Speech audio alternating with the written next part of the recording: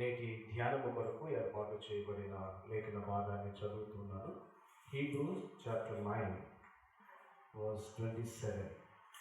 Bible ఉంటే తీసి చూడండి. Hebrews chapter 9 verse 27. మనుషులు ఒక్కసారి మృతి పొందవలెనని నియమింపబడెను, ఆ తరువాత తీర్పు జరుగును. మరలా చదువుతున్నాను. మనుష్యులు ఒక్కసారి మృతి పొందవలెనని నియమింపబడెను, ఆ తరువాత తీర్పు జరుగును. ప్రార్థన చేసుకుందాం. నడవచ్చండి, ప్రార్థన చేసుకుందాం. ఉన్నత సింహాసనాసీనుడవైన నా ప్రియ పరలోకపు తండ్రి, సర్వోన్నతుడా, సర్వాధికారి, సర్వశక్తి సంపన్నుడా, మీ ఘనమైన శ్రేష్టమైన ఉన్నతమైన నామమునకు నిండు మనసుతో కృతజ్ఞతలు చెల్లిస్తూ ఉన్నాను. మీ దీన సేవకునిగా, మీ దాసునిగా, మీ పనివానిగా మరొక వారము ఎవరి బిడ్డల ముందు నిలబడి ఉన్నాను. మీ ఆత్మతో నన్ను అభిషేకించి వారి ఆధ్యాత్మిక జీవితాల మెరుగు కొరకు, మా అందరి ప్రభా ఎదుగుదల కొరకు మీరు మాతో మాట్లాడమని యేసు క్రీస్తు నామమును అడిగి వేడుకొనుచున్నాను తండ్రి, ఆమేన్. అందరికి కలిసి ఒకసారి చదువుకున్నది హల్లెలూయా, హల్లెలూయా. చాలా సంతోషం. ఈ మూడవ వారం కూడా దేవుని వాక్యాన్ని మీతో పంచుకోవడానికి దేవుడు నాకు ఇచ్చినటువంటి ఈ ఆయుష్కాలాన్ని బట్టి, ఈ సమయాన్ని బట్టి దేవునికి కృతజ్ఞతలు చెల్లిస్తూ ఉన్నాను. వాక్యంలోకి వెళ్ళబోయే ముందు ఒక ప్రశ్న మిమ్మల్ని అడగాలని ఇష్టపడుతున్నాను. ఎంతమంది జీవితాలలో మీరు వాక్యం చదువుతున్నప్పుడు కానీ, వాక్యాన్ని వింటూ ఉన్నప్పుడు కానీ, ఆ వాక్యము మీలో ఫలిస్తూ ఉన్నట్లుగా ఎక్స్పీరియన్స్ చేస్తూ ఉన్నారు, లేదా ఆ వాక్యము మిమ్మల్ని ప్రభావితం చేస్తూ ఉన్నట్లుగా మీరు ఫీల్ అవుతున్నారు? నాకేం జవాబు చెప్పద్దు, మీరు మీ మనసులో అనుకోండి. వాక్యము శక్తి కలిగింది, అందులో ఎలాంటి అనుమానం లేదు. అది బయలు వెళుతూ ఉన్నప్పుడు, అది ప్రకటించబడుతూ ఉన్నప్పుడు దాని ప్రభావం మన మీద కనపరచాలి, దాని ప్రభావం మన మీద మనం చూడాలి. ఉదాహరణకి అపోస్తలుడైనటువంటి పౌలు ఒక నదీ తీరంలో ప్రసంగం చేస్తూ ఉన్నాడు. మీకు అందరికీ తెలుసు. మీకు కావాలంటే బైబిల్ చూడండి. అపోస్తల కార్యముల గ్రంథము 16వ అధ్యాయము 18వ వచనంలో మనం చూస్తే చాలా మంది విస్తారమైనటువంటి జనాంగము పౌలు బోధిస్తూ ఉన్నప్పుడు వాక్యాన్ని వింటూ ఉన్నారు. కానీ ఒక్క స్త్రీ మాత్రమే ఆ వాక్యం యొక్క శక్తిని అనుభవించగలిగింది. ఎవరు ఆమె అంటే లూదియా అని అక్కడ మనం చూస్తాం. లూదియా హృదయంలో లేక లూదియా జీవితంలో వాక్యము ఫలించడానికి గల కారణం ఏంటి అని అంటే అక్కడే రాశాడు. వర్స్ 14 మీరు చూడండి. అపోస్తలుల కార్యాల గ్రంథము 16th చాప్టర్ 14th వర్స్లో ఉంటుంది. అది ఎందుకు వాక్యం ఆమెలో ఫలించింది అని అంటే దేవుడు ఆమె హృదయాన్ని తెరిచెను ఉంటుంది అక్కడ. God open her heart. దేవుడు ఆమె హృదయాన్ని తెరిచాడు. దేవుడు ఎవరి హృదయాన్ని అయితే తెరుస్తాడో వారే దేవుని వాక్యంలో ఉన్న శక్తిని రుచి చూడగలుగుతారు. ఎవరి హృదయాన్ని దేవుడు తెరుస్తాడు అని అంటే ఆ పైనే ఉంటుంది. ఆమె వాక్యము పట్ల ఏమొచ్చిందంట? లక్ష్యం ఉంచింది, శ్రద్ధ వహించింది, ఇంట్రెస్ట్గా ఉంది, వాక్యాన్ని వినడానికి ఆసక్తి కనబరిచిందండి. ఆసక్తి కనబరిచింది కనుక ప్రభు ఆమె హృదయాన్ని తెరిచాడు. అప్పుడే వాక్యం ఫలించింది. సో మన హృదయాల్లో కూడా వాక్యం యొక్క శక్తిని మనం రుచి చూడాలి అని అంటే వాక్యం పట్ల మనం లక్ష్యం ఉంచాలి, నిర్లక్ష్యం ఉంచకూడదు. వాక్యం పట్ల లక్ష్యం ఉంచాలి. లక్ష్యం ఉంచినప్పుడు మాత్రమే దేవుడు హృదయాన్ని తెరుస్తాడు. అప్పుడే వాక్యము మన జీవితాల్లో తన యొక్క పనిని చేయగలుగుతుంది. అలాగున మీ జీవితాల్లో కూడా వాక్యం ఫలించాలని నేను హృదయపూర్వకముగా కోరుకుంటూ ప్రార్థన చేస్తూ ఉన్నాను. మనము గత 3 వారాల నుంచి ఒక శ్రేష్టమైనటువంటి అంశాన్ని అధ్యయనం చేస్తూ ఉన్నాం. ఏంటి ఆ అంశం అంటే the reality of human life. మానవ జీవితం యొక్క వాస్తవికత, మానవ జీవితం యొక్క నిజతత్వము, అసలేంటి మానవుని యొక్క జీవితము అనేటటువంటి అంశాన్ని మనము మెయిన్ థీమ్గా పెట్టుకొని 3 వారాలుగా మనం అధ్యయనం ఉన్నాం. అందులో మొట్టమొదటి వారం మనం దేని గురించి మాట్లాడుకున్నామంటే ద పర్పస్ ఆఫ్ లైఫ్, జీవితం యొక్క ఉద్దేశాన్ని గురించి మాట్లాడాం.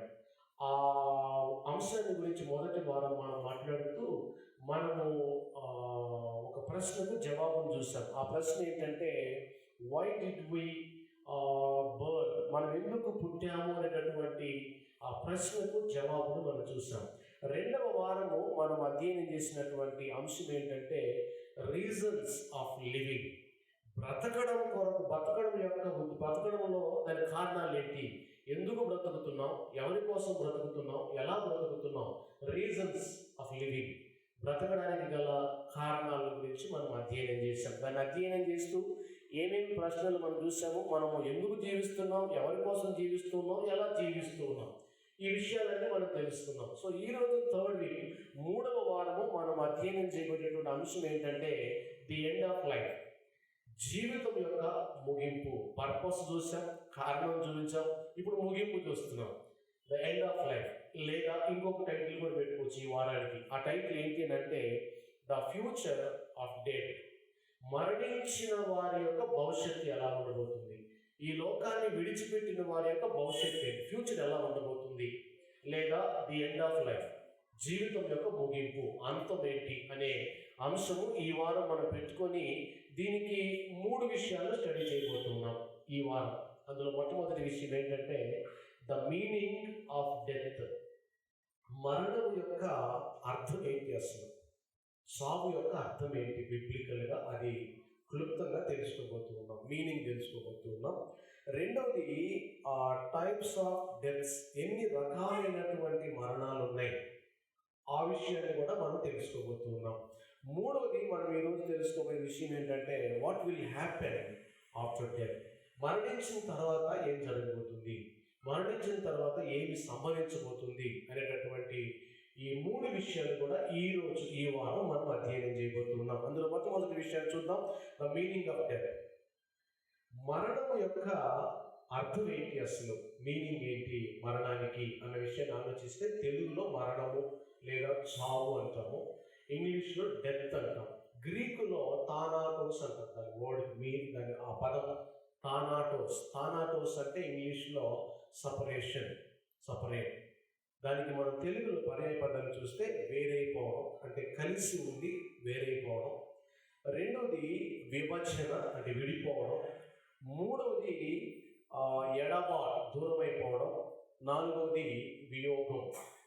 మరణము అనే దానికి ఉన్నటువంటి మనకు అర్థాలు. అయితే ఈ మరణం గురించి మనం ఆలోచించినప్పుడు పరిశుద్ధ బైబిల్ గ్రంథంలో ఎప్పుడు అసలు మరణము, సపరేషన్ అనేటటువంటి వర్డ్ మనకు కనబడుతుంది, ఎవరికైనా ఐడియా ఉందా? ఎప్పుడు కనబడింది, ఎక్కడ కనబడింది? ఫస్ట్ టైం డెత్ ఎక్కడ కనబడిందంటే జెనసిస్ చాప్టర్ 2:17 కనబడుతుంది. ఈ సపరేషన్ అనేటటువంటి వర్డ్, డెత్ అనేటటువంటి వర్డ్, మరణం అనేటటువంటి పదం మనకు మొట్టమొదటిసారి ఎక్కడ కనబడుతుంది అని అంటే ఆదికాండము 2వ అధ్యాయము 17వ వచనంలో కనబడుతుంది. అది కూడా దేవుని నోట్లో నుంచే వినబడుతుంది. దేవుడు ఏమంటాడంటే అయితే మంచి చెడ్డల తెలివినిచ్చు వృక్ష ఫలాన్ని నువ్వు తినకూడదు, అవి తినుదినమున నీవు నిశ్చయముగా సత్యదవు. నిశ్చయముగా సత్యదవు అని అంటే నేను ఇప్పుడు చెప్పినటువంటి పర్యాయ పదాలను దానికి అటాచ్ చేయండి, పర్యాయ పదాలు కలపండి దానికి. నిశ్చయముగా సత్యదవు అంటే నిశ్చయముగా వేరైపోతావు, నిశ్చయముగా ఎడబాటు జరుగుతుంది, నిశ్చయముగా వియోగము జరుగుతుంది, నిశ్చయముగా విభజన జరుగుతుంది, నిశ్చయముగా విడిపోతాం. అది మరణం అంటే. వాస్తవానికి మరణము అంటే దేవుడు మొట్టమొదటిసారి చెప్పినప్పుడు ఆదాముతో ఏం మాట్లాడతాడంటే నేను చెప్పిన మాటను వినకుండా అది చేస్తే నువ్వు నేను విడిపోతాం, నీకు నాకు వేరుబంధం వస్తుంది, నువ్వు నేను వియోగం అయిపోతాం, మన మధ్య ఎడబాటు పెరుగుతుంది, మన మధ్య దూరం పెరుగుతుంది, నువ్వు వేరుగా నేను వేరుగా ఉంటాం. కారణం ఏంటి అంటే నీవు నాతో కలిసి ఉండాలంటే, నువ్వు లైవ్లీగా ఉండాలి అంటే, లివింగ్ బీయింగ్ ఉండాలి అంటే నువ్వు ఎలా ఉండాలంటే నాతో అంటుకట్టుబడి ఉండాలి, నాతోనే ఉండాలి, లేదంటే వేరైపోతావు. అక్కడ కనబడుతుంది మొట్టమొదటిసారి మనకు డెత్కు సంబంధించినటువంటి విషయం. అయితే సాధారణంగా మనం గమనించినప్పుడు ఈ మరణాన్ని గురించి మనం ఆలోచిస్తే 3 విషయాలు ఉంటాయి. మీరు చూడండి, three general things about death. మూడు సాధారణమైనటువంటి విషయాలు లోకంలో మనం చూస్తూ ఉంటాం మరణాన్ని గురించి.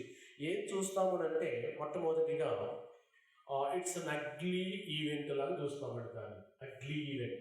ఎవరి జీవితంలోనైనా, ఎవరి కుటుంబంలోనైనా, మరి ఎవరి విషయంలోనైనా మరణం సంభవించిందంటే, అమ్మ కానీ, నాన్న కానీ, తమ్ముడు కానీ, చెల్లి కానీ, అక్క కానీ, బంధువులు కానీ, ఫ్రెండ్స్ కానీ చనిపోతే ఇది మనకి ఎలాంటి ఈవెంట్ అనేది? ఇట్స్ అన్ అగ్లీ ఈవెంట్ అండి. ఓన్లీ థింగ్ చెప్తున్నాం. అంటే అగ్లీ అంటే వికారం, అందవికారం, చూడడానికి ఎంతో మనకి అగ్లీగా కనబడుతుంది. అలాగే అందంగా, హ్యాపీగా సాగిపోతూ ఉన్నటువంటి జీవితంలో మరణం ఏం చేస్తుంది? వికారాన్ని క్రియేట్ చేస్తుంది. ఎంతో బాధ, దుఃఖము, వేదన, సమస్యని క్రియేట్ చేస్తుంది జనరల్గా. సో డెత్ అనేది ఇట్స్ అన్ అగ్లీ ఈవెంట్. రెండవది మనం ఆలోచిస్తే సాధారణంగా రెండవది ఏం చేయాలంటే ఇట్స్ అన్ యూనివర్సల్ ఈవెంట్ అండి. డెత్ అనేది సార్వత్రికమైనటువంటి విషయంగా మనం చూస్తాం. అది ఎవరికైనా, ఎప్పుడైనా, ఎక్కడైనా సంభవించవచ్చు. దానికి వయస్సు భేదము కానీ, దానికి ప్రాంతీయ భేదం కానీ, దానికి సంపదతో కానీ సంబంధం లేదు. ఉన్నవాళ్ళ, లేని వాళ్ళ, లేదా ఏ ప్రాంతం వాళ్ళు, ఇండియన్సా, అమెరికన్సా, ఆస్ట్రేలియన్సా, ఏ స్టేట్ వాళ్ళు అనే దానికి సంబంధం లేదండి. సో డెత్ అనేది సాధారణంగా ఇట్స్ అన్ యూనివర్సల్ థింగ్ అండి. నంబర్ వన్ అగ్లీ థింగ్, అది అగ్లీ ఈవెంట్. రెండోది యూనివర్సల్ ఈవెంట్. మూడవది జనరల్గా మనం ఏం చూస్తామంటే డెత్ గురించి మీరు చూడండి. మూడవది ఇట్స్ అన్ అన్ఎక్స్పెక్టెడ్ ఈవెంట్ అండి.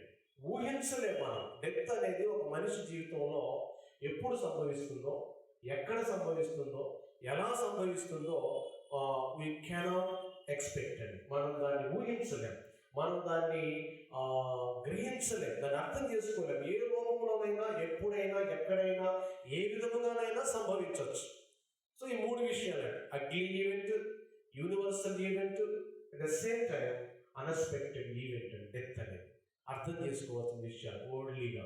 ఆ తర్వాత ఇంకొక విషయాన్ని మీకు జ్ఞాపకం చేస్తాను. అదేంటి అంటే బైబిల్లో ఈ డెత్ గురించి కొంతమంది ప్రాముఖ్యమైనటువంటి వ్యక్తులు కొన్ని విషయాలు చెప్పారు డెత్ గురించి.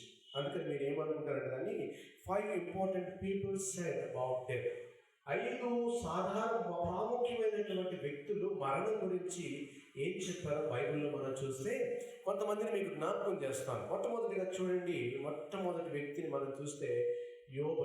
జోబ్, మీరు రెఫరెన్స్ రాసుకోండి. ఇంపార్టెంట్ పీపుల్ చెప్పారు డెత్ గురించి. సాధారణమైన వ్యక్తులు కాదు వాళ్ళు, అసాధారణమైన వ్యక్తులు వాళ్ళు. జోబ్ ఏం చెప్పాడంటే, జోబ్ చాప్టర్ 40 verses 5 and 6, ఈ 2 వచనాలలో యోబు డెత్ గురించి ఏమని చెప్పాడంటే, నరుల ఆయుష్కాలము పరిమితి కలిగింది. అంటే మానవుడు జీవించేటటువంటి కాల వ్యవధి లిమిటెడ్గా ఉంటుంది అని చెప్పాడండి. లిమిటెడ్, ఖచ్చితంగా ఒక లిమిటెడ్ టైం నిర్ణయించాడు దేవుడు. మీకు తెలుసో లేదో, ఎన్ని సంవత్సరాలు, ఎన్ని మాసాలు, ఎన్ని రోజులు, ఎన్ని గంటలు, ఎన్ని నిమిషాలు, ఎన్ని గడియలు మనం బ్రతకాలో ఆల్రెడీ డిసైడెడ్. ఎవ్వరు కూడా ఏ కారణము చేత కూడా, ఏ విధము చేత కూడా దాన్ని కట్ చేయాలి.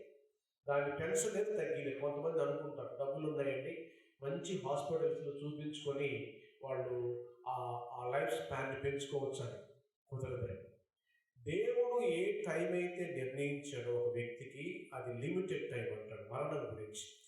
ప్రాముఖ్యమైనటువంటి వ్యక్తుల్లో రెండోది దావీదు కూడా మరణం గురించి కొన్ని మాటలు చెప్తాడు. మీరు రెఫరెన్స్ రాసుకోండి. సామ్ నంబర్ 116 verse 15లో, అలాగే సామ్ నంబర్ 89 verse 48లో. ఈ 2 వచనాలలో దావీదు మరణం గురించి ఏం మాట్లాడతాడు అని అంటే, యెహోవా భక్తుల మరణము ఆయన దృష్టికి చాలా విలువైనది. ఇట్స్ అ ప్రేషియస్ థింగ్, చాలా ప్రశస్తమైనటువంటిది. యెహోవా భక్తులు, దేవుని పిల్లల యొక్క డెత్, మరణం అనేది దేవుని దృష్టికి విలువైందని చెప్తాడండి దావీదు. ఆ తర్వాత 89వ కీర్తనలో ఏమంటాడంటే, మరణము చూడగా బ్రతికే నరుడు ఈ ప్రపంచంలో ఎవ్వరూ లేరు అంటాడు. ప్రతి ఒక్కళ్ళు కూడా మరణాన్ని చవి చూడాలి.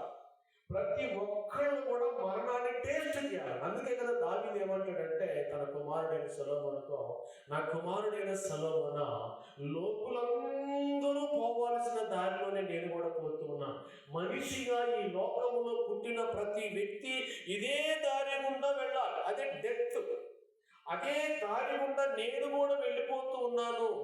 నీ జీవితం ఆశీర్వాదకరంగా ఉండాలి అంటే దేవుని యందు భయభక్తులు కలిగి ఉండు, ఆయన త్రోవలను అనుసరించు, ఆయన చెప్పింది చెయ్యి, నీ జీవితము సార్థకం అవుతుంది అని అతను మరణ పడక మీద ఉన్నప్పుడు దావీదు చెప్తాడు. సో దావీదు ఏమంటాడంటే, మరణం అనేటటువంటి దాని గురించి చెబుతూ, మరణము చూడక బ్రతికి నరుడు ఎప్పుడు లేదు, అందరూ దాన్ని చూస్తారు, అందరూ పాతాళ వశానికి వెళ్ళిపోతారు అంటాడండి. థర్డ్ పర్సన్ గురించి మనం చూస్తే సొలొమోను మహాజ్ఞాని, పరమజ్ఞాని. భూత భవిష్యత్తు వర్తమాన కాలంలో ఇంతటి జ్ఞానవంతుడు లేడని ఎవరు సాక్ష్యం చెప్పారని ఆయన గురించి?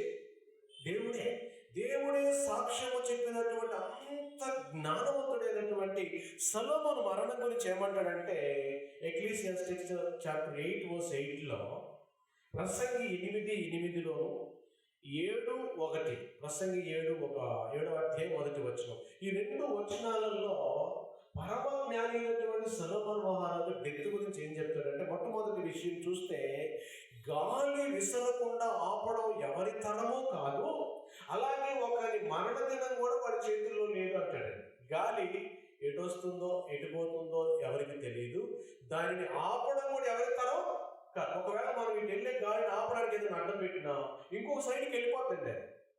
సో దాన్ని ఆపడం ఎవరి తరముగా, మనం ఏదో ఐసీయూలో ఉండో ఇంకొక ట్రీట్మెంట్ చేసుకుంటే పట్టుకోవాలని చూస్తాం, కానీ ఆయుష్ని దేవుడు నిర్ణయిస్తే అయిపోతుంది. అందుకని గాలి విసరకుండా ఆపడం ఎవ్వరి తరము కాదు, అలాగే ఒకరి మరణ దినం కూడా వాడి చేతుల్లో ఉండదు.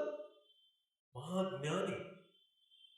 ఆ తర్వాత ఇంకో చోట ఏమంటాడంటే, ఒకరి జన్మదినము కంటే మరణ దినమే మేలు అంటాడు. మరణం గురించి మాట్లాడుతున్నాడు. మరణం గురించి మాట్లాడుతూ ఇంకొక మాట కూడా అంటాడు. మీరు మొదటి అధ్యాయం, ప్రసంగి 1వ అధ్యాయం 13 వచనాల్లో చూస్తే అక్కడ ఏమంటాడంటే, పూర్వీకులు జ్ఞాపకానికి రాదు, పుట్టబోయే వారి జ్ఞాపకం ఆ తర్వాత ఉండే వారికి ఉండదు అంటాడు. అంటే మరణించిన వారు మనకి జ్ఞాపకానికి రాదు అని చెప్తాడు. మీరు ఎప్పుడైనా ఇప్పుడు గుర్తుపెట్టుకోండి, ఒకసారి ఆలోచించండి, కళ్ళు మూసుకొని, మీ తాత మీకు గుర్తున్నాడా? మీ తాత మీకు జ్ఞాపకం ఉన్నాడా? మీ నాన్న తాత ముఖం మీకు గుర్తుందా? కొన్ని మీరు చూసినటువంటి చనిపోయిన వాళ్ళు, మీరు చూసి చనిపోయిన వాళ్ళు ఇప్పుడు వాళ్ళ ముఖాలు మీరు గుర్తు చేసుకుంటే కూడా కొన్నిసార్లు గుర్తురాదు. Just 5 years, 6 years, 10 years, 11 years చనిపోయిన వాళ్ళు కూడా వాళ్ళ ముఖాలు మనం గుర్తు చేసుకుంటే తప్ప, లేదా వాళ్ళ ముఖాలు ఫోటోలు చూస్తే తప్ప మనకు గుర్తురాదు. అందుకని సొలొమోను ఏమంటాడంటే, పూర్వీకులు గుర్తురాదు, పుట్టబోయే వారి జ్ఞాపకం ఆ తర్వాత ఉండబోయే వారికి ఉండదు, భూమి మీద ఇది నిత్యము తిరుగుతూ ఉంటుంది, దీన్ని ఎవరు ఆపలేరు, కొత్తది ఏమీ లేదు అని ఆయన జ్ఞాపకం చేస్తున్నాడు. ఆ తర్వాత లాస్ట్గా మనం చూస్తే చివరిగా కాదు,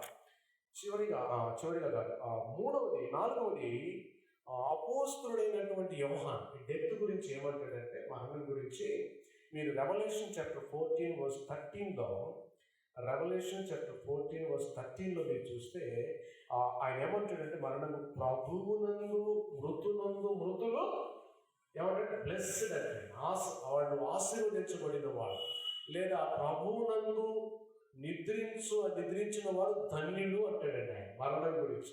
యోహాను భక్తుడు అంటాడు.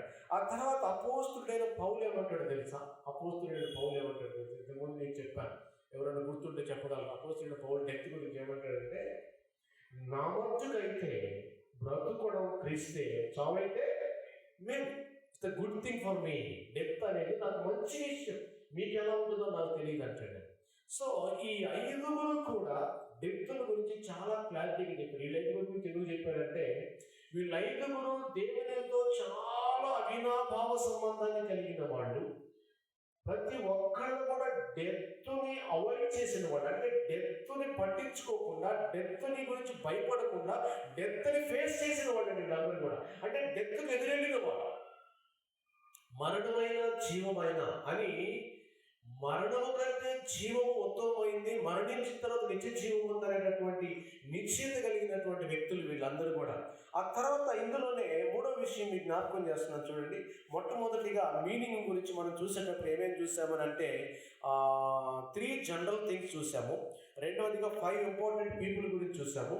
థర్డ్ పాయింట్ ఏంటంటే the Bible description about death. Bible ఏం చెప్తుంది ఈ మరణాన్ని గురించి?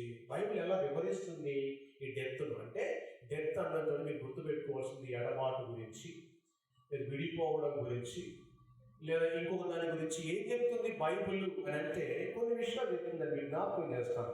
మొట్టమొదటి విషయం ఏంటంటే బైబిల్ చెప్పే వివరణ మీరు చూడండి. ఇది ఒక పరిపూర్ణమైనటువంటి జీవితానికి మొదలు చెప్తుందండి Bible. It's a beginning of perfect life. మరణం అనేటటువంటిది ఒక పరిపూర్ణమైనటువంటి జీవితానికి ప్రారంభం. చాలా మంది ఏమనుకుంటారు, ముగింపు అనుకుంటారు. డెత్ ఇస్ ది ఎండ్ అనుకుంటారండి. కానీ బైబిల్ ఏం చెప్తుందంటే ఒక క్రైస్తవుని యొక్క డెత్ గురించి, ఒక విశ్వాసం యొక్క డెత్ గురించి ఇట్స్ ది బిగినింగ్ అని చెప్తుందండి. దేని కొరకు అండి? పరిపూర్ణమైనటువంటి జీవితాన్ని. ఈ లోకంలో మనిషి జీవితం కంప్లీట్ కాదు, ఇట్స్ నాట్ పర్ఫెక్ట్. మహా అయితే 100 ఏళ్ళు, లేకపోతే 120 సంవత్సరాలు, 70, 80. కంప్లీట్ లైఫ్ కాదు. కంప్లీట్ లైఫ్ అనే దానికి ఆరంభం ఎప్పుడంటే మరణంతోనే. మరణిస్తే ఇక్కడ తాత్కాలికమైనటువంటి జీవితానికి స్వస్తి చెప్పి కంప్లీట్ లైఫ్కి మనము ఆరంభం చేస్తా ఉన్నాం. ఇక ఒక్కసారి ఫిజికల్గా మనం మరణించిన తర్వాత మనము ఏం చేస్తామంటే నిత్యము ఉంటాం. అదర్ ఇట్ ఈస్ హెల్లో కావచ్చు, లేదంటే స్వర్గంలో కావచ్చు, హెవెన్లో కావచ్చు. ఎక్కడున్నా ఎలా ఉంటామండి? శాశ్వత కాలం ఉంటాం. అంటే ఈ ఫిజికల్ డెత్ అనేటటువంటిది ఎటర్నల్ లైఫ్కి, పరిపూర్ణమైన జీవితానికి ప్రారంభం. బైబిల్ చెప్పే అర్థం గురించి చెప్తున్నాను. ఆ తర్వాత రెండోది ఏంటి అంటే ఈ మరణం అనేటటువంటిది యెహోవా సంబంధమైనటువంటి ప్రయాసాలకు లేదా బర్డన్స్కి, భారాలకు ముగింపండి. ఈ మనిషి మన స్పిరిట్ ఏదైతే ఉంటుందో ఈ దేహంలో ఉన్నంత కాలం బర్డన్స్, ఈ దేహంలో ఉన్నంత కాలము మనకు యెహోవా సంబంధమైనటువంటి ప్రయాస అంటే కదా, పాపుల తపన, తాపత్రయం. మనిషికి ప్రయాస అనేది ఎప్పుడు ప్రారంభమైందో తెలుసా మీకు? మనిషికి ప్రయాస ఎప్పుడు స్టార్ట్ అయింది తెలుసా? ఎప్పుడు స్టార్ట్ అయింది, ఎలా స్టార్ట్ అయింది, ఎవరిచ్చారంటే దేవుని శాపం. దేవుని శాపం అండి. మనిషిని దేవుడు సృష్టించిన తర్వాత దాదాపుగా 100 సంవత్సరాలు మనిషి జీవితంలో ప్రయాస లేదు, పాపులాట లేదు, ఆరాటం లేదు, తపన లేదు, సంపాదన గురించి కానీ, బ్రతుకు గురించి కానీ, జీవితం గురించి కానీ ఆరాటం లేదు. చాలా స్వేచ్ఛగా, హ్యాపీగా, సంతృప్తిగా, సమాధానంగా, చాలా సంతోషంగా, సుఖంగా, సౌఖ్యంగా ఏదైనా వనంలో బ్రతుకుతూ ఉన్నాడు. అరౌండ్ 100 years అండి. 100 సంవత్సరాలు. ఎట్లా చెప్పగలం మనం దానంటే? కయ్యూను పుట్టేటప్పటికి ఆదాముకి 130 సంవత్సరాలు. ఇంతకుముందు నేను జ్ఞాపకం చేశాను. 130 సంవత్సరాలు. కయ్యూను పుట్టినప్పుడు వారి పాపంలో పడిపోయారండి వాడు. కయ్యూను పుట్టక ముందు ఒక 30 సంవత్సరాలు తీసేస్తే 100 ఏళ్ళు. అంటే 100 ఏళ్ళు ఇన్నోసెంట్గా ఉన్నారు వాడు. అదంతా మనం ఆలోచిస్తే ప్రయాస లేదు వాడు.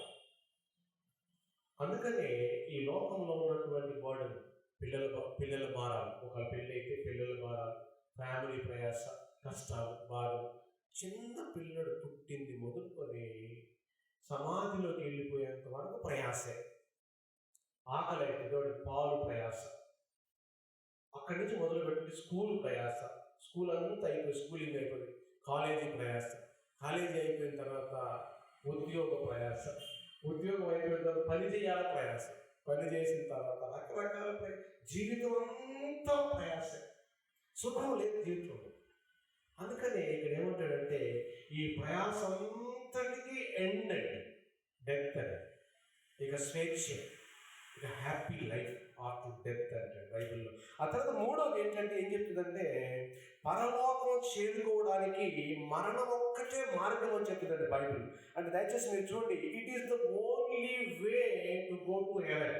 మరణం అనేటటువంటిది మాత్రమే మనం పరలోకం వెళ్ళడానికి ఏకైక మార్గం, ఏకైక దారి. మరణిస్తే తప్ప మనం పరలోకం కానీ నరకానికి కానీ వెళ్ళలేము. సో డెత్ అనేది ఒకే మార్గం అని బైబిల్ వివరిస్తూ ఉంది డెత్ గురించి. ఆ తర్వాత చివరికి ఏం చెప్తుందంటే, మీరు చూడండి, ఇది శాశ్వతమైనటువంటి లేదా దేవునితో మరియు పరిశుద్ధులతో మనము శాశ్వత కాలం ఉండడానికి ఒక సర్టిఫికేట్. మరణం అనేది దేవునితో పరిశుద్ధులు, అంటే మనకంటే ముందు మరణించినటువంటి నీతిమంతులు, పరిశుద్ధులు, ఫ్రమ్ ది బిగినింగ్, ఆదాము నుండి ఈ రోజు వరకు పరిశుద్ధులు ఉన్నారు కదా, ప్రభుతోనే ఉన్నారు వాళ్ళు. మనము ప్రభుతోటి వాళ్ళతోటి శాశ్వత కాలం ఉండాలి అంటే డెత్ అనేది ఏంటది? సర్టిఫికేట్ అండి. బైబిల్ వివరించే వివరణ. ఏదన్నా జాబ్ చేయాలంటే ప్రొఫెషనల్ అఫీషియల్గా వాళ్ళ కొన్ని క్వాలిఫికేషన్స్ అవసరం. ఆ క్వాలిఫికేషన్స్ ఉంటే తీసుకుంటారు. అలాగే మనము డెత్ అనేటటువంటిది వాళ్ళతో శాశ్వత కాలం ఉండడానికి ఒక అఫీషియల్ అథారిటేటివ్ సర్టిఫికేట్ అని బైబిల్ ఎక్స్ప్లెయిన్ చేస్తున్నాడు. సో మొట్టమొదటిగా మీనింగ్ చెప్పాను. మీనింగ్ ఆఫ్ డెత్ 3 విషయాలు చెప్పాను. మీనింగ్ గురించి 3 జనరల్ థింగ్స్ చెప్పాను. ఆ తర్వాత 5 ఇంపార్టెంట్ పీపుల్ ఏమన్నారో చెప్పాను. ఆ తర్వాత బైబిల్ ఎలా డిస్క్రైబ్ చేస్తుందో మనం చూసాం. సెకండ్ పాయింట్లో వస్తున్నాను. సెకండ్ పాయింట్ ఏంటంటే టైప్స్ ఆఫ్ డెత్. దీన్ని ఎక్కువ చెప్పాలి, మీకు తెలుసు. 3 రకాలైనటువంటి డెత్తులు ఉన్నాయి మనకు. ఎన్ని రకాలండి? 3 రకాలు. నెంబర్ 1 ఏంటి? ఫస్ట్ ఏ డెత్ అండి? ఫస్ట్ ఏ డెత్ సంభవించింది చెప్పండి? Spiritual death. ఓకే, కన్ఫ్యూజన్ లేదు, చాలాసార్లు విన్నాం. స్పిరిచువల్ డెత్ ఫస్ట్ డెత్ అని. సెకండ్ ఫిజికల్ డెత్, దేవుడు ఇచ్చాడు. స్పిరిచువల్ డెత్ ఎవరు తీసుకున్నారో? మనమే తీసుకున్నాం. అంటే మనిషి తీసుకున్నాడు, దాన్ని కావాలని సొంతం చేసుకున్నాడు. అందుకని దేవుడు స్పిరిచువల్ డెత్ ఉంది కాబట్టి ఫిజికల్ డెత్ని ఇచ్చాడు, శరీర ఎడబాటు. ఆ తర్వాత 3వది ఇంకో డెత్ ఏంటి చెప్పండి? ఇంకో death eternal death or second death అని, 2వ మరణం ఉంటుంది బైబిల్లో. ప్రకటన గ్రంథం దాన్ని ఎవరు పిలుస్తారు? ఇది 2వ మరణం అంటాడు. లేదా శాశ్వతమైనటువంటి ఎడబాటు, శాశ్వతమైనటువంటి దూరం, శాశ్వతమైనటువంటి వేరుబాటు. ఇక అక్కడికి వెళ్ళిన తర్వాత మళ్ళీ కలిసేది ఉండదు, దేవుళ్ళలోకి రావడం ఉండదు, పరలోకం ఉండదు, కంప్లీట్ ఎడబాటు అండి. ఎటర్నిటీ, శాశ్వత కాలం నరకమే. సో టైప్స్ అంతేనండి, దాని గురించి ఎక్కువ ఎక్స్ప్లెయిన్ చేయాల్సిన అవసరం లేదు. సో థర్డ్ పాయింట్ చాలా ఇంపార్టెంట్ పాయింట్, దాంట్లో నేను వస్తున్నాను త్వరగా. థర్డ్ పాయింట్ ఏంటంటే, మన ప్రశ్న కూడా అదే. థర్డ్ పాయింట్ ఏంటంటే, what will happen after death? మరణించిన తర్వాత ఏం సంభవిస్తుంది? డెత్తులు 3 ఎలాగో బర్త్లు కూడా 3, తెలుసు కదా. బర్త్లు కూడా 3. నెంబర్ 1 ఫస్ట్ బర్త్ ఏంటి? Spiritual birth. రెండోది ఈ లోకంలో స్పిరిచువల్ బర్త్ ఫస్ట్గా. ఏది ఫస్ట్? జనరల్ మామూలుగా ఫిజికల్ బర్త్. అమ్మ నాన్న కడుపులో నుంచి పుడతాం. ఆ తర్వాత స్పిరిచువల్. ఆ తర్వాత ఏ బర్త్? అది శాశ్వత కాలం ఉండేటటువంటి ఆ బర్త్ను మనం చూస్తాం. 3 రకాలైనటువంటి డెత్తులు, 3 రకాలైనటువంటి జీవితాల గురించి మనం చూస్తాం. సో మరణించిన తర్వాత ఏం జరుగుతుంది అనే విషయాన్ని గురించి మనం చూస్తే, మరణించిన తర్వాత జరిగే విషయాన్ని ఆలోచించినప్పుడు 2 వ్యక్తుల గురించి మనం ఆలోచించాలి. 2 పీపుల్ అండి. ఒకటి సెయింట్స్, 2 సిన్నర్స్. ఇద్దరు చనిపోతారు. సెయింట్స్ అనే కోవలో పరిశుద్ధులు అవ్వచ్చు, లేదా విశ్వాసులు అవ్వచ్చు, లేదా నీతిమంతులు అవ్వచ్చు. సెయింట్స్. సిన్నర్స్గా మనం చెప్పుకోవాల్సి వస్తే అపరిశుద్ధులు అవ్వచ్చు, అవిశ్వాసులు అవ్వచ్చు, లేదు అంటే ప్రభువుని ఎరగని వాడు అవ్వచ్చు, అన్యులు కావచ్చు. సిన్నర్స్, సెయింట్స్, వీళ్ళిద్దరూ కూడా మరణిస్తారు. ఇద్దరు కూడా ఒక రోజున ఈ దేహాన్ని విడిచిపెట్టి వెళ్ళిపోతారు. సో ఇట్లాంటి సందర్భంలో ఏం జరుగుతుంది వాళ్ళకన్న విషయాన్ని మనం ఆలోచిస్తే, దానికంటే ముందు మనం ఒక విషయాన్ని తెలుసుకోవాలండి. అదేంటి అంటే, అసలు మరణం తర్వాత ఏం జరుగుతుంది అన్న విషయాన్ని మనకు అర్థం కావాలంటే ఎవరు చెప్పాలి మనకు? ఎవరు చెప్పాలి? ఎవరు చెబితే అది మనం నమ్మాలి. ఎవరు చెబితే అది యోగ్యమైనదిగా ఉంటుంది. ఎవరు చెబితే దానికి విలువ ఉంటుంది, రెస్పెక్ట్ ఉంటుంది. ఎవరు చెప్పాలండి? మరణించి దాని రుచి చూసి బ్రతికిన వాడు చెప్పాలి. అంతేకాదు ఆడేముంది, ఆడేం జరుగుతుంది, ఆడు ఎలా ఉంటుంది అన్న విషయం మరణించి బ్రతికి చెప్పాలి. లేదా ఏదో ఒక రూపంలో అక్కడ ఏం జరుగుతుందో చూసిన వాడు చెప్పాలి. ఇద్దరు ఉన్నారు బైబిల్లో. అందుకనే మనకి వాల్యూ ఉంది దానికి. మొట్టమొదటి యేసు, మరణించాడు, సమాధిని జయించి తిరిగి లేచాడు. ఇంకొక వ్యక్తి ఎవరు? యోహాన్. యోహాన్ ఏం చేశాడు? పరలోకంలో మరణించిన వాడి పరిస్థితి ఎలా ఉంటుందో చూశాడు ఆయన, ప్రత్యక్షంగా చూశాడు. సో వీళ్ళిద్దరు స్టేట్మెంట్స్ బైబిల్లో ఉన్నాయి కనుక మనకు తెలుస్తుంది, మనకు చాలా అదృష్టవంతులు, చాలా బ్లెస్సెడ్ పీపుల్ అండి. మన కారణం ఏంటంటే ఆఫ్టర్ డెత్ కూడా ఏం జరుగుతుందో దేవుడు మనకు ముందే బయలుపరిచాడు, కేర్ఫుల్గా ఉండడానికి, జాగ్రత్తగా ఉండడానికి. దానికంటే ముందు ఇమీడియట్గా ఏం జరుగుతుందో ఒక 4 విషయాలు మీకు జ్ఞాపకం చేస్తాను. అంటే సిన్నర్స్కి ఏం జరుగుతుంది, సెయింట్స్కి ఏం జరుగుతుంది మరణించిన తర్వాత అన్న విషయాన్ని చెప్పబోయే ముందు, ఇమీడియట్గా ఏం జరుగుతుంది మరణించిన తర్వాత అంటే ఒక 4 విషయాలు జరుగుతాయి. ఒకటి, నెంబర్ 1, ఫస్ట్ ఏం జరుగుతుందంటే our soul and body will separate. First ఇమ్మీడియట్గా ఏం జరుగుతుందంటే మన శరీరము, మన ఆత్మ సపరేట్ అయిపోతుంది, వేరే అయిపోతుంది. అందరికీ తెలిసిందే, బట్ తెలుసుకోవడం మంచిది, ఇంకా క్లారిటీగా ఉండడం మంచిదండి. గమనించండి, వాక్యం అనేటటువంటిది రిసీవ్ చేసుకునే వ్యక్తిని బట్టి 2 రకాలుగా పనిచేస్తున్నాడు. నంబర్ 1, ఫస్ట్ టైం విన్న వెంటనే మనం చెప్పే వ్యక్తిని బట్టి ఎక్సైటింగ్కి గురి చేస్తున్నాడు. మనలో ఫలించినట్టే ఉంటుంది, నిలబడినట్టే ఉంటుంది, అర్థమైనట్టే ఉంటుంది, చాలా హ్యాపీగా అనిపిస్తుంది, వెంటనే వెళ్ళిపోతాయి. అలాగా. రెండవది, వాక్యం మన లోపల ఉంటుంది, మన లోపల నివసిస్తుంది. వాక్యం ఎప్పుడు కూడా ఎక్సైటింగ్ సంబంధించినటువంటి ప్రీచింగ్స్, అలాగే మెడిటేషన్ పరంగా అధ్యయనం చేసే వాక్యాలకు వ్యత్యాసం ఉంటుందండి. మెడిటేషన్ చేస్తూ వాక్యాన్ని ధ్యానించిన వాళ్ళు క్రియరూపంలో కనబరుస్తారు. అంటే వాక్యాన్ని అర్థం చేసుకుంటూ, నెమరు వేసుకుంటూ, మననం చేసుకుంటూ, దాని లైఫ్లో వాళ్ళు స్పష్టంగా క్లారిటీ ఉండి చేసేవాళ్ళు దాన్ని అనుసరిస్తారు, వాక్యానుసారంగా జీవిస్తారు. ఎక్సైటింగ్కి గురైన వాళ్ళు ఇతరులకు చెప్పడానికి ట్రై చేస్తారు, ఇతరులతో పంచుకోవడానికి ఏదో గజిబిజి జీవితం అంతా. వీళ్ళల్లో అది ఫలించదు, వీళ్ళల్లో అది నివసించదు, వీళ్ళల్లో అది పనిచేయదు, కానీ ఇతరులకి దాన్ని చెప్పడానికి ట్రై చేస్తాం. ఎందుకంటే అక్కడ ఎలా చెప్పారో, ఎలా విన్నామో చెప్పాలి. వాక్యము క్షుణ్ణంగా, స్పష్టంగా, నిదానంగా వినాలి. అందుకనే అన్నం తినేటప్పుడు అది బాగా జీర్ణం అవ్వడానికంట సైంటిఫిక్గా తేలినటువంటి సత్యం ఏంటంటే, మనిషి తన నోట్లో ఎన్ని పళ్ళు ఉంటాయి జనరల్గా, కొడితే ఎన్ని ఊడిపోతాయి, అన్ని ఊడిపోతాయి. సో మొత్తం నోట్లో పెట్టినప్పుడు అంటే మీట్ అయితే ఎన్నిసార్లు నమలాలంటే ఎన్ని పళ్ళు ఉంటాయో అన్నిసార్లు నమలాలంటాడు. నమిలితే ఈజీగా జీర్ణం అయిపోతుంది. ప్రాబ్లం, డైజెస్ట్ ప్రాబ్లం ఉండదు. ఎన్నిసార్లు నమ్ముతాను చెప్పండి మనం,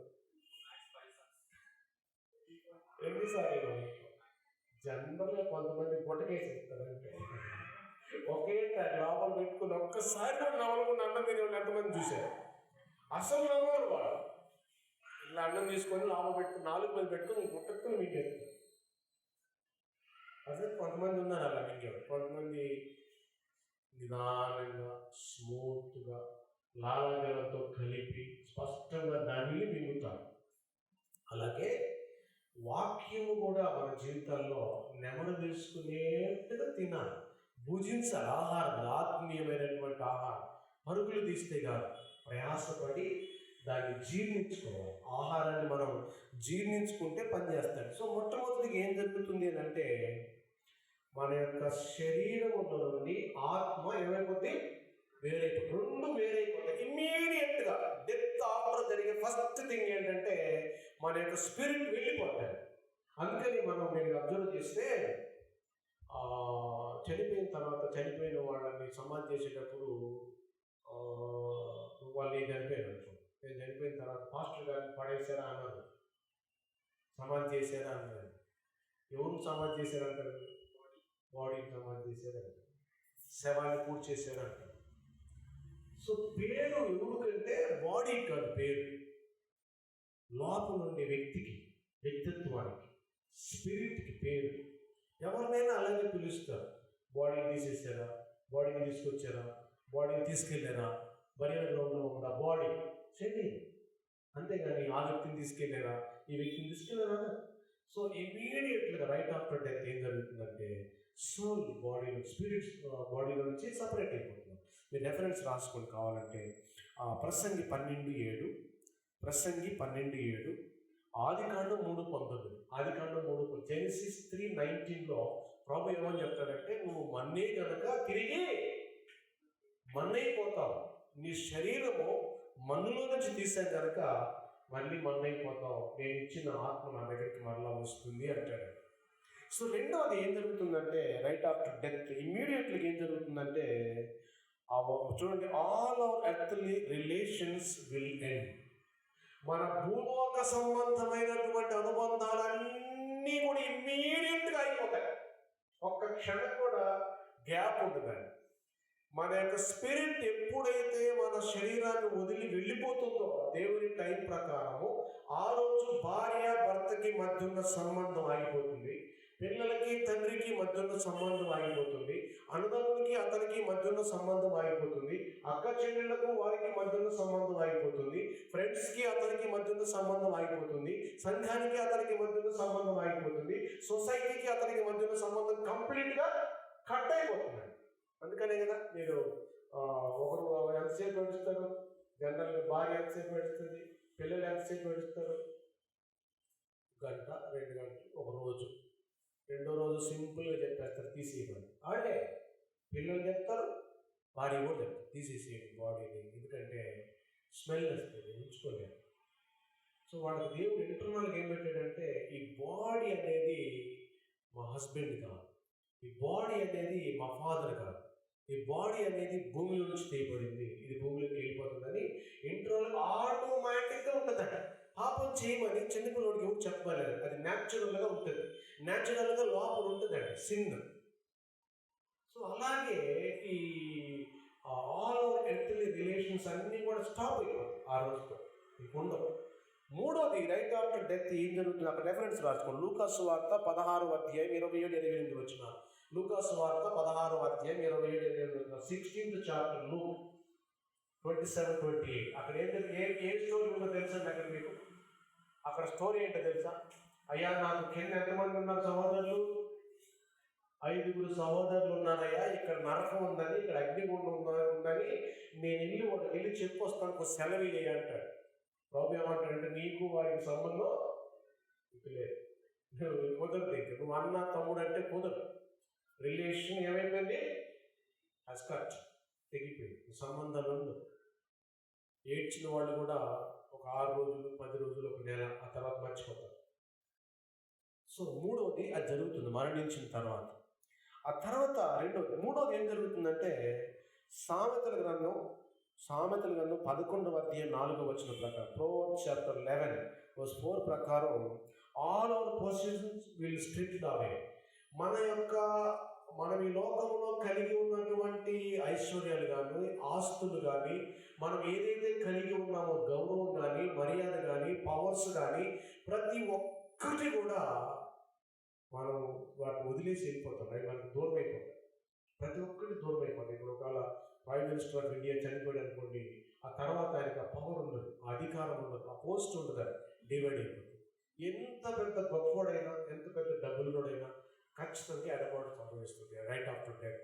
ఆ తర్వాత నాలుగోది ఏం జరుగుతుంది అని అంటే, యాకోబు పత్రిక 4:17, లూకాసు వార్త 12:16-26, ఈ 2 వచనాల ప్రకారం, ఈ 2 రెఫరెన్సుల ప్రకారం ఏం జరుగుతుంది అని అంటే, మన భూలోక సంబంధమైనటువంటి ప్లాన్స్ అన్నీ కూడా ఆగిపోతాయి. ఎన్నో ప్లాన్స్ వేసుకుంటాం, ఎన్నో ప్రణాళికలు వేసుకుంటాం, ఎన్నో ఆలోచనలు, ఆశలు కలిగి ఉంటాం, అవన్నీ ఇక ముందు కొనసాగు, అంతటితో ఆగిపోతాయి.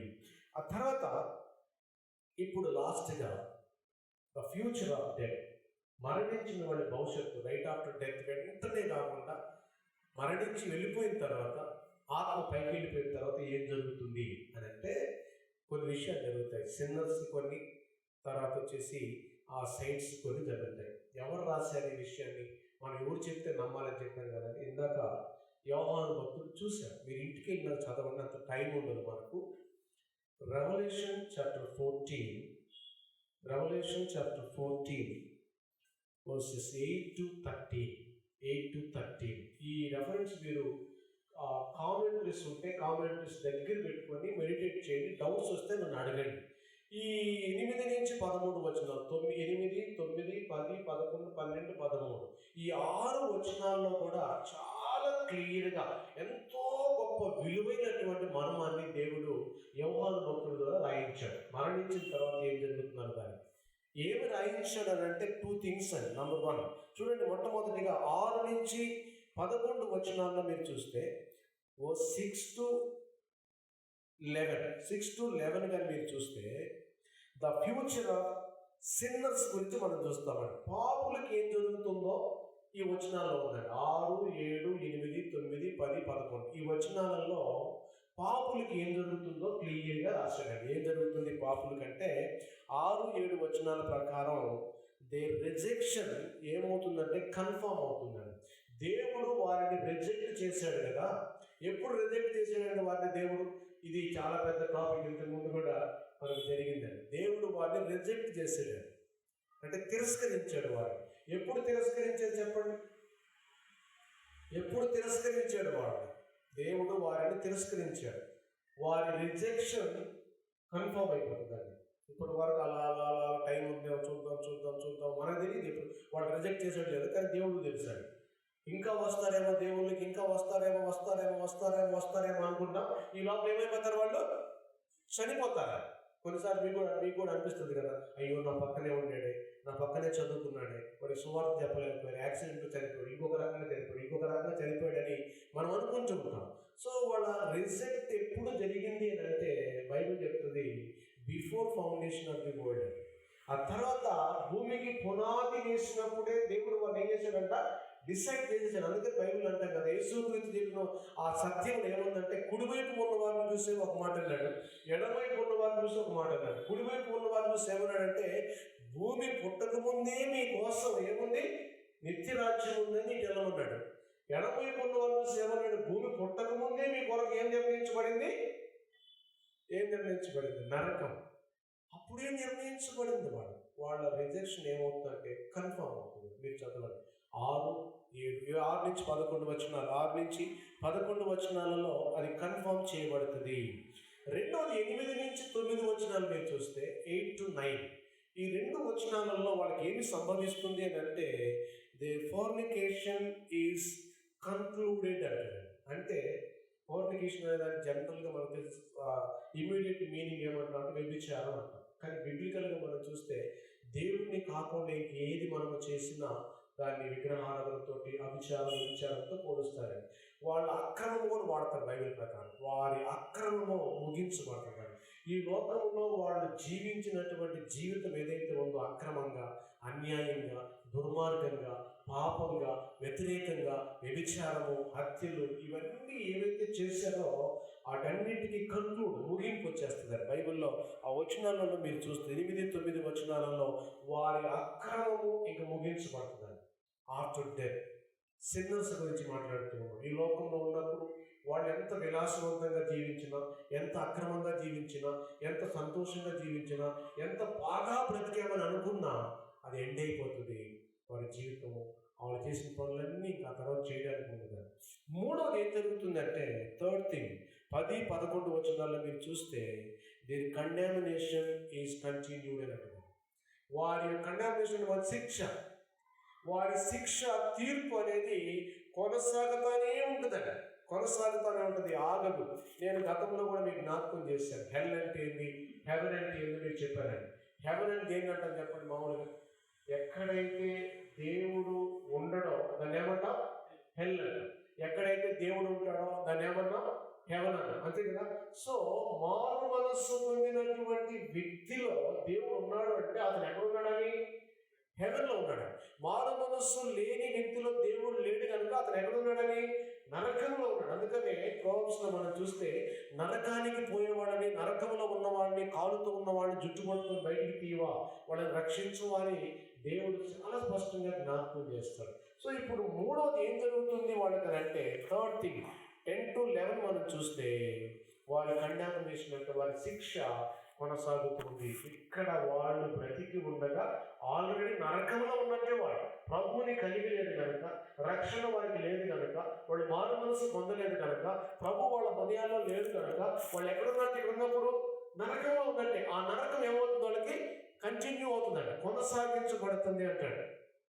సో సెకండ్ థింగ్, పరిశుద్ధులకి ఏం జరుగుతుంది అని అంటే, మీరు చూడండి పరిశుద్ధులకి ఏం జరుగుతుందో 13వ వచనంలో చాలా క్లియర్గా చెప్పాడు. వర్స్ నెంబర్ 13 పార్ట్ ఏ మొట్టమొదటి భాగంలో మీరు చూస్తే ఏం జరుగుతుందంటే చూడండి, they will be very happy చెప్తుంది బైబిల్లో. They will be very happy, చాలా సంతోషంగా, సుఖంగా, ఆనందంగా వాళ్ళు ఉంటారు అని ఈ వాక్య భాగంలో మనం చూస్తాం. చాలా హ్యాపీ. ఎందుకు ఉంటారు అంత హ్యాపీగా?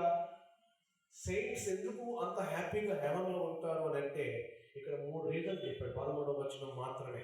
ఒకవేళ మీకు ముందుగా నేను చెప్పకముందే తెలిస్తే మీరు స్టడీ చేయండి. 3 కారణాలు చెప్తాడు ఎందుకు వాళ్ళు హ్యాపీగా ఉంటారు, ఎందుకు వాళ్ళు సుఖంగా ఉంటారు, ఎందుకు వాళ్ళు సౌఖ్యంగా ఉంటారు.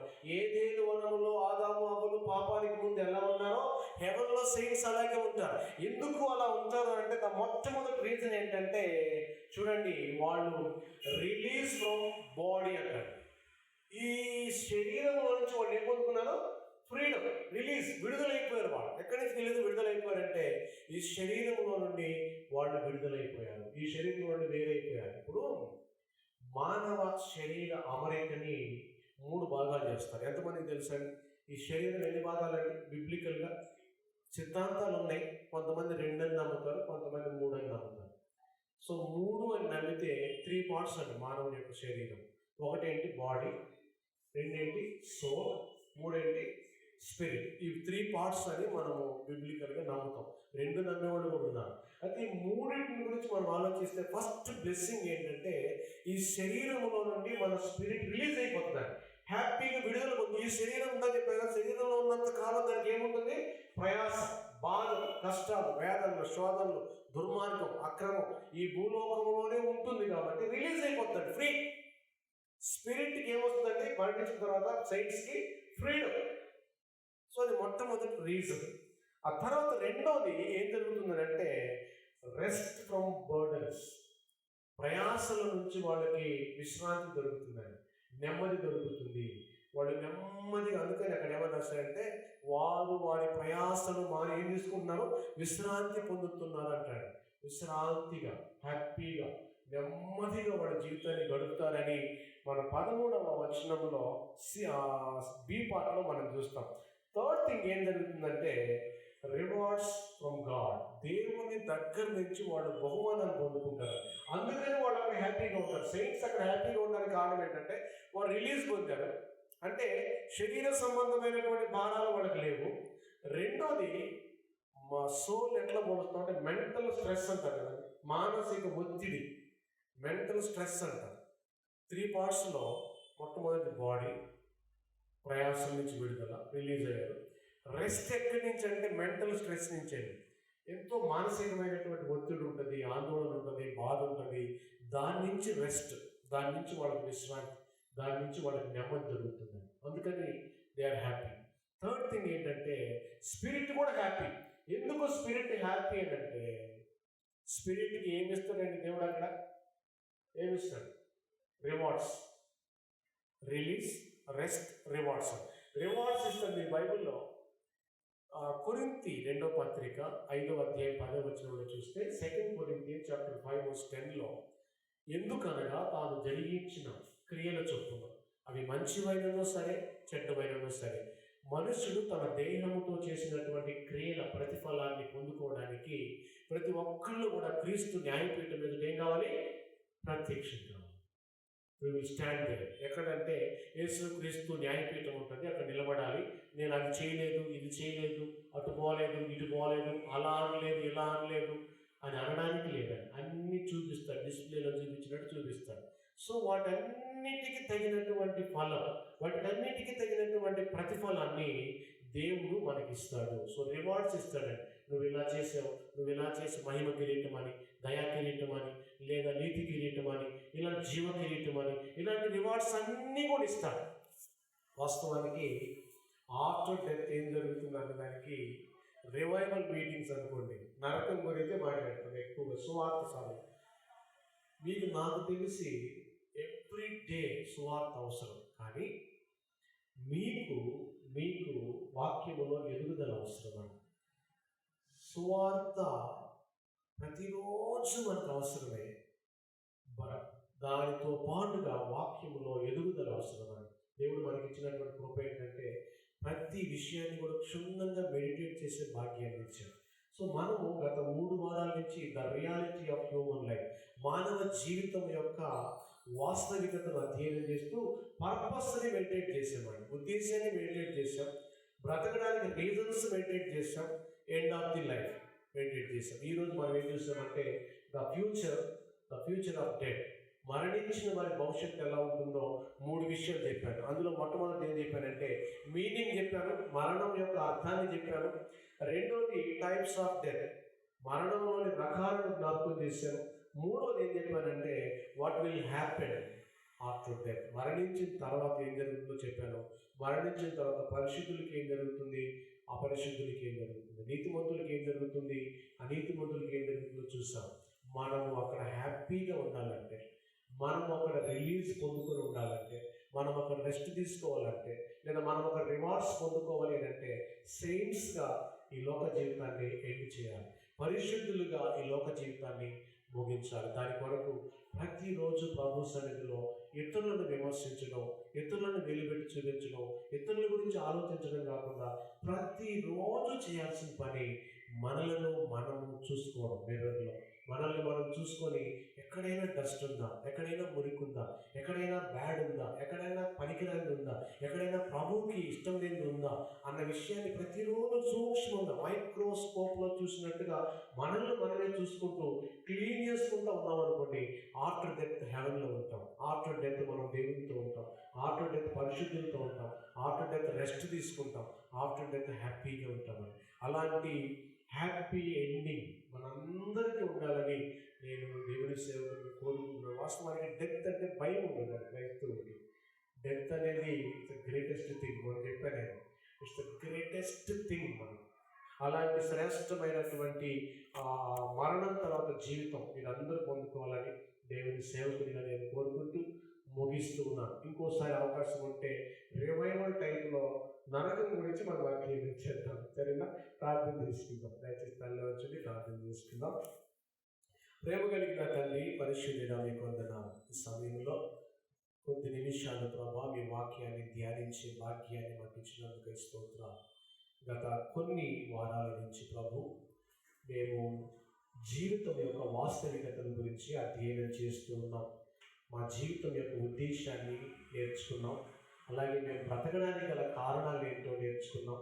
ఈరోజైతే ప్రభా మా ముగింపు ఎలా ఉంటుందో, పరిశుద్ధుల ముగింపు ఎలా ఉంటుందో, అలాగే అపరిశుద్ధుల ముగింపు ఎలా ఉంటుందో మీరు మాతో మాట్లాడినందుకై మీకు స్తోత్రాలు చెల్లిస్తున్నాం.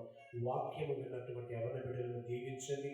ఈ వాక్యము వారి జీవితంలో నీరు కట్టి మీరు ఫలింపచేయమని, ఈ సహవాసాన్ని రెట్టింపుగా మీరు ఆశీర్వదించమని ప్రార్థన చేస్తూ ఉన్నాం.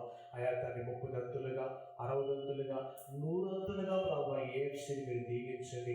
ఇక్కడ ఉన్నటువంటి ప్రతి యవనస్తులు కూడా ప్రభావ అయా తన ఒక టార్గెట్ పెట్టుకొని అనేక మంది యవనస్తులను ఈ సహవాసంలో చేర్చడానికి, ఆధ్యాత్మిక జీవితాలను ప్రభావ బలోపేతం చేసుకోవడానికి, నరకానికి పోయేటటువంటి ఎంతోమంది స్నేహితులను ప్రభావ ఆయన నిత్యరాజ్యానికి వారసులుగా చేయగలిగినటువంటి ఆధ్యాత్మిక బలాన్ని, వాక్యపు అవగాహనను ప్రభావ ఈ బిడ్డలకు మీరు ప్రసాదించమని, ఈ దినము మీ దిన సేవకు నేను వాడుకున్నందుకు స్తుతిస్తూ యేసు నామములో అడిగి వేడుకొనుచున్నాను తండ్రి.